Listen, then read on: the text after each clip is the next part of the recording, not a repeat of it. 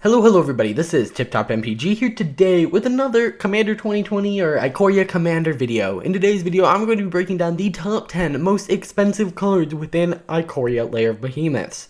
So basically what I did is I took every card in every deck, whether it was a Commander, in foil, not in foil, and I just took the price it would take to buy it from Card Kingdom. And then I compiled them and saw, oh, the most expensive card is this, and then I counted down from there. So we're going to start at number 10, work our way up to number 1. Now just note, this is just a couple of days after all of the cards have been spoiled. So, prices are going to change, especially due to the circumstances around the world right now. Commander 2020 really isn't coming out till May in a lot of North America and just a lot of the world, so just note that these prices are very much likely to change. In number 10, I kind of cheated. So, number 10, we have Dismantling Wave, Verge Rangers, Deflecting Swat, Fierce Guardianship, and Netherborn Altar. Because this is number 10, and I can only show you one card, it didn't seem fair that all of these cards cost $4.99. And they were going to be the ones, and so I can only choose one to put here. Now, if I had to choose one to put here, I'd put Fierce Guardianship. The ability to just free cast a counterspell has always shown to be powerful, and this one's specifically built for Commander. I think that one is definitely going to spike up in price above the rest, although Deflecting SWAT I could also see doing some interesting stuff. Overall, those two seem like they have the highest chance of rising up, but currently they're all at $4.99, so they all kind of share number 10. At number 9, we have Karametra, God of Harvest. So this is one of the gods from one of the original Theros sets. And this one cares about when you cast creature spells, you can search your library for a forest and plains and put it on the battlefield. So it's really good at ramping you out. It's a perfect fit in this Commander product, and it costs $6. And this one, I can't be the commander of the deck, but it is part of the 99. So, yeah. Then we have number 8. Now, this one's another one I cheated. All of the front-facing commanders are $5.99. Also, when they're highlighted in pink, that means that they are foil. They are only available in foil. And yeah, all of them are $5.99. It seems like it's not based on power level or anything. It's simply based on the fact that they're all the front-facing commanders. And whenever they get their product, they know they're going to get exactly X amount of them. Yeah. So next we have Glade Muse, which is a 3-cost creature beast, and whenever a player casts a spell, if it's not their turn, that player draws a card. This is kind of weird for green. Normally it's blue who cares about doing things on opponents' turns, and it's also normally blue who has consistent card draws, so it's kind of weird to see those two things fused together into green. Now, the fact that your opponents get to benefit off of this too is a major factor, but I think that's part of the reason we're seeing it be a higher price than the other cards is because it's so different for green, and it helps green kind of cover some of its weaknesses, so it's an interesting card. At number 6, we have Cryptic Trilobite. It's also $5.99. And it says that when it enters the battlefield, with X +1/+1 counters, remove a +1/+1 counter, and add 2 colorless, and spend this mana only to activate abilities, and then you can pay 1 and tap it to put a counter on it. So, first off, this can be just a normal mana dork, for the fact that you can remove a +1/+1 counter on it to add 2 colorless, and then you can spend 1 of the colorless and tap it to put a +1/+1 counter back on it. So what that basically means is you just generated 1 colorless mana for tapping this.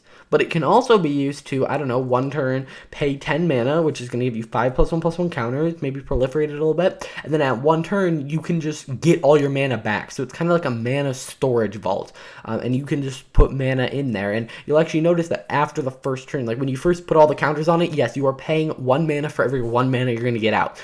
But then after that, you're paying 1 mana for 2 mana that you're going to get out. So it's kind of interesting to see stuff like that. So I think the card has a lot of potential. I could see it being a very gimmicky card, but I could also see it being a very powerful combo piece. So I think that's why it has such a high price range compared to all the other cards. You have to remember, a lot of these prices are low. If you're looking at this not knowing a lot about Commander precons, you have to remember that they're precons. They're not like part of a set where you don't know how many you're going to pull. You know that every single Commander product, well, I mean, these ones might be in 4 of the decks because it's colorless, but you know, oh, there's going to be 1 in this deck, 1 in that deck, so I know exactly how many of each card I'm going to get versus sets you don't. So that's what causes some of these prices to be lower, because why would anyone buy the singles if they could just buy the Commander product for cheaper? Next we have Arcane Signet, $6. Just said 2 cost artifact, tap to add any color in your commander's color identity. A very good card printed back in Throne of Eldraine Brawl. It's been needing a reprint, so it's nice to see it reprinted in the commander decks. I could see this being similar to Sol Ring, where we see it reprinted every year now. It's number 5. Next we have Manascape Refractor. It's an $8 card, but it's also a 3-cost artifact, and it enters the battlefield tapped, and it just gains all abilities of all lands on the battlefield. Again, you'll notice this is another one of those cards that could fit into any deck. The Trilobite, the Arcane Signet, and this are all colorless, so they can fit in any deck. And you're going to notice that's kind of a theme, is that cards that can fit in any deck are generally going to be the more expensive cards, although a lot of the most expensive cards are not things that go in every deck. It is more specific cards, which we're about to see. At $10, we have Zaxara the Exemplary, which is a 4-cost legendary creature, Nightmare Hydra with Death Touch, and you can tap to add 2 mana of any color. And whenever you cast a spell with X in its mana cost, create a 0/0 Hydra and put X +1/+1 counters on it. So you kind of get Hydra counter in there, X counter in there. It's ramp, which is kind of cool, and it has Death Touch. So overall, this card is just really good. Again, it's only available in foil. At number 2, we have Xerus, the Withering Storm. It's a 5-cost green, blue, red legendary creature, Snake Leviathan, and whenever an opponent draws a card, except for the first one they draw, in each of their draw steps, create a 1/1 green snake creature token, and when it deals combat damage to player, you and that player draw that many cards. So, it's just an interesting little creature here. And then number 1, we have the Locust God, which has already been a very popular commander, and the fact that seeing a reprint did lower the price drastically, but it also is still kind of expensive, and so it's looking like the cycling deck is going to be one of the more expensive decks here. If you want to see me do a full, looking at each deck, telling you these are the expensive cards in the deck, here's the overall price of the deck, let me know in the comment section down below. That's going to do it for this video, but there's a couple things I want to talk about. Let's go back through them and see if we notice a theme. So the top 3 were all commanders. People are going to use these as commanders. Then we kind of see, this is colorless, just useful cards. We see something that kind of just breaks the normal rules. And then we see the commanders, which are kind of just new commanders. This could be a commander.